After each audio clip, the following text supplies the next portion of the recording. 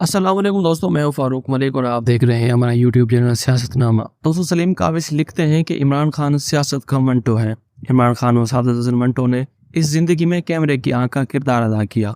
उन्होंने अपने इर्द गिर्द फैले किरदारों और मनाजिर की लाइव ट्रांसमिशन की है। मंटो ने बिलामूम इंसानी माशरे को गंदे और दोहरे मयार और किरदार को बेनकाब किया, तो इमरान खान ने बिलखसूस सियासी माशरे के गंदे और दोहरे किरदार और मयार रखने वालों को बेनकाब किया। मंटो से भी यही शिकवा था कि उसने माशरे में राइज बुराइयों और बुरों का ही क्यों जिक्र किया, तवाइफों और तवाइफों के पास जाने वालों का ही क्यों पीछा किया, और फिर इस बिना पर मंटो को फहश निगार गिरदाना गया। बिल्कुल इसी तरह इमरान खान ने भी सियासी माशरे में राइज सियासी और माशी रेज़गती का जिक्र और उसके मुर्तकिब किरदारों को बेनकाब किया। कहा गया निज़ाम तो चल ही रहा था, आखिर इमरान ने इस ही का क्यों पीछा किया, और फिर इस बिना पर इमरान को ही दशनाम, तराज और फैशगो क्यों कहा गया। मंटो और इमरान ने माशरे की करोड़ बंद आंखों को खोलने की कोशिश की। मंटो ने लानती और गलीज अशराफिया को तवाइफों के कोटों से पकड़ा और उन्हें गलियों और बाजारों तक ले आया, और फिर अपनी अदबी जद्दोजहद की शक्ल में अपने अफसानों में उन्हीं फिरौनों और दवाम दिया कि आज तक ये अशराफिया जलील होती आ रही है। इमरान खान ने भी लानती और गलीज अशराफिया को असम्बलियों से पकड़ा और अदालतों तक ले आया,